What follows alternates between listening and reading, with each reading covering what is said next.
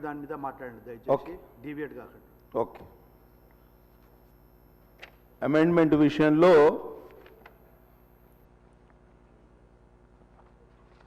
ప్రధానంగా జిఎస్టి అమల్లో రాష్ట్రంలో కొన్ని ఇబ్బందులు ఉన్నమాట వాస్తవం. మంత్రి గారి దృష్టికి ఇక్కడ అధికారులు కూడా ఉన్నారు కాబట్టి నేను చెప్పేది ఒకటే, ఈ ఇన్వాయిస్ రేజ్ చేసేటప్పుడు 50,000 వరకు 50,000 పైన ఉన్న వాటికి మనం తప్పనిసరిగా ఈ ఇన్వాయిసే రేజ్ చేయాలి.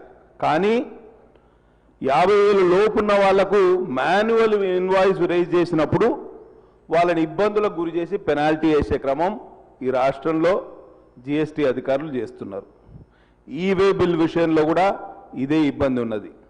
ఇవాళ ఇన్పుట్ ట్యాక్స్ క్రెడిట్ 11వ తేదీ ప్రతి నెల ఫైల్ చేయాలనే క్రమంలో ఒకవేళ 11వ తేదీ దాటితే అసలు నార్మల్ మిగతా ఎంట్రీ ఏదైతే మాన్యువల్ ఎంట్రీ ఇదివరకు యాక్సెప్ట్ చేసే వాళ్ళు ఇప్పుడు మాన్యువల్ ఎంట్రీ యాక్సెప్ట్ చేయట్లేదు. దాంతో చాలా ఇబ్బందులు.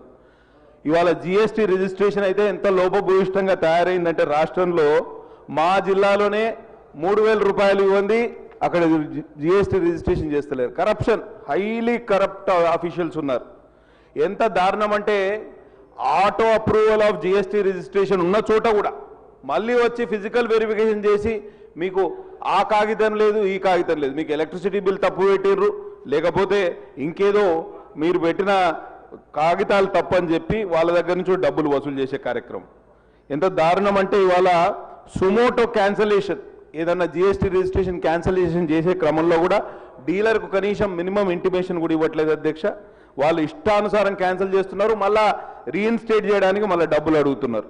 కాబట్టి ఇప్పుడు 45 నిమిషాల్లో మనకు రిజిస్ట్రేషన్ సర్టిఫికేట్ అప్రూవ్ అయ్యే అవకాశం ఉంది. కానీ ఆటో అప్రూవల్ అయిన వాళ్ళని కూడా మళ్ళీ ఇబ్బందులకు గురి చేస్తున్నారు. ఇవన్నీ రెక్టిఫై చేయవలసిందిగా నేను ప్రభుత్వాన్ని కోరుతున్నా. అట్లనే ఇన్పుట్ ట్యాక్స్ క్రెడిట్ విషయంలో కూడా ఇవాళ ఇబ్బందులు ఉన్నాయి. అట్లనే ఇవాళ జిఎస్టీ 2.0 అనుకుందాం. దీని విషయంలో అసలు మొన్న దసరా దీపావళికి మన ట్యాక్స్ కలెక్షన్ ఎందుకు పెరిగింది అనేది ఒకసారి ఆలోచన చేద్దాం. Now GST is a simplified structure, 2 slab structure. GST reforms have cut taxes on household items to 5% or nil, boosting affordability. Life-saving drugs, medicines are reduced from 12 to nil to 5%, making healthcare affordable. Two-wheelers, small cars, TVs, ACs and cement have cut from 28% to 18%, bringing relief to middle class. Farm machinery, irrigation equipment cut from 12 to 5% have reduced farming costs. Tobacco, pan masala, aerated drinks, luxury goods మీద tax 40%. Sin goods అంటారు వీటిని. అంటే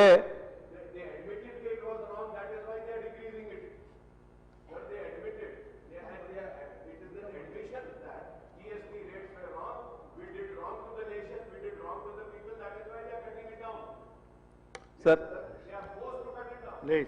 హరీష్ బాబు గారు please. Tax రేషనలైజేషన్లో భాగంగా అసలు GST అమలు అనేది కేంద్ర ప్రభుత్వం యొక్క మన్మాని మీద ఆధారపడలేదు. జిఎస్టీ కౌన్సిల్లో రాష్ట్రాలందరూ కూడా మెంబర్స్ అండి. మీరు ఒప్పుకుంటేనే కదా జిఎస్టీ అమలు చేసినాం. మీరు ఈ పలానా తేదీ వరకు మాకు కాంపెన్సేషన్ కావాలంటే ఆ రోజు వరకు కాంపెన్సేషన్ ఇచ్చినాం. అన్ని ప్రతి బిల్లు ఒప్పుకున్నది. మొన్న కూడా ఇది మనకు వచ్చిన చట్టం కూడా జిఎస్టీ కౌన్సిల్లో ఏవైతే సూచనలు చేసిందో జిఎస్టీ దానికి అనుబంధంగానే ఇవాళ మనం రాష్ట్రంలో జిఎస్టీ అమెండ్మెంట్ బిల్ తెచ్చుకుంటున్నాం. అసలు ఏం మాట్లాడుతున్నారు అనే దానికి అర్థమే లేదు. ఇవాళ నేను ఒక్కటి చెప్తున్నా, this reform is not just about tax rationalisation but making everyday life more affordable, boosting consumption and accelerating India's journey towards becoming a developed nation by 2047. సశక్త Bharat వైపు, సమృద్ధ భారత్ వైపు, ఆత్మనిర్భర్ భారత్ వైపు ఇవాళ భారతదేశం పయనించే క్రమంలో 1 నేషన్ 1 ట్యాక్స్ అనేది చాలా ఇంపార్టెంట్, చాలా అవసరం, చాలా ప్రాముఖ్యతతో కూడింది. లేకపోతే మా శంకరన్న గారు చెప్పారు బార్డర్ దాటితే ఒక ట్యాక్స్, రకరకాల ట్యాక్స్ల పేరిట పీల్చి పిప్పి చేసే క్రమంలో ఇవాళ భారతదేశం ఒక యూనిఫామ్డ్ ట్యాక్స్ సిస్టమ్ వైపు వెళ్లే క్రమంలో ఇవాళ జిఎస్టీని అమలు చేసింది. ఇవాళ కంక్లూడ్ చేస్తా ఇవాళ గబ్బర్ సింగ్ ట్యాక్స్ అన్న వాళ్ళు ఇవాళ దాన్ని ఒప్పుకునే డైవర్ట్ అవుతున్నారు. లేదు సార్, గబ్బర్ సింగ్ ట్యాక్స్ అంటే మా మీద చాలా ఆరోపణలు చేశారు. ఒక్క 2 నిమిషాలు నాకు అవకాశం ఇవ్వండి. ఆరోపణలు వారు ఎట్లాగో డిఫెండ్ చేయనియరు. నాకైతే అవకాశం ఇవ్వండి ప్లీజ్. మినిస్టర్ గారు జవాబు చెప్తారు కానీ మీరే డిఫెండ్ చేసుకుంటే కూర్చుంటారు. ఇవాళ గబ్బర్ సింగ్ ట్యాక్స్ అని తూలినాడిన వాళ్ళు మినిస్టర్ గారు దాన్ని వెనక్కి తీసుకున్నారు. ఇవాళ రెవెన్యూ డెఫిసిట్ గురించి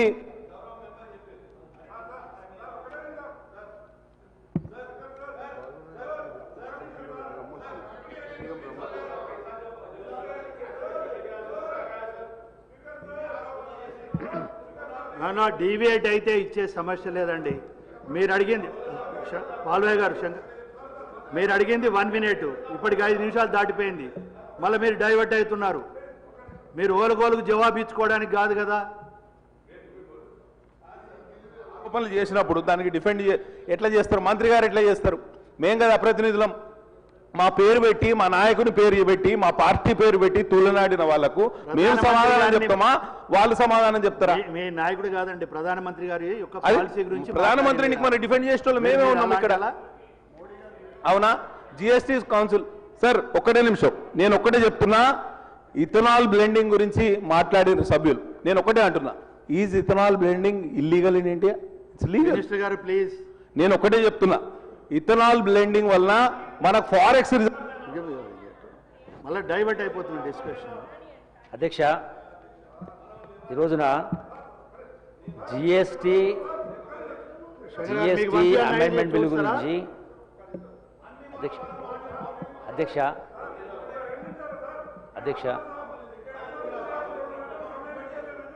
ఒక్క నిమిషం హరిబాబు గారు, హరీష్ బాబు ఒక్క నిమిషం వినండి. శంకర్ గారు, మీరు ఒక్క నిమిషం అడిగారు, నేను 5 నిమిషాలు ఇచ్చాను. మీరు కంక్లూడ్ చేయండి. మీరు వెళ్ళండి, మీరు ముందుకు రావద్దు. మీరు కంక్లూడ్ చేయకండి. హరీష్ బాబు, మీరు కంక్లూడ్ చేస్తారా లేదా? మీరు పూర్తి చేస్తారా లేదా? వెళ్ళండి, మీరు మళ్ళీ డైవర్ట్ కాకండి. మీరు నాన్ అఫీషియల్ అమెండ్మెంట్ గురించి మాట్లాడతామన్నారు, దానికి కన్సెంట్ కాండి ప్లీజ్.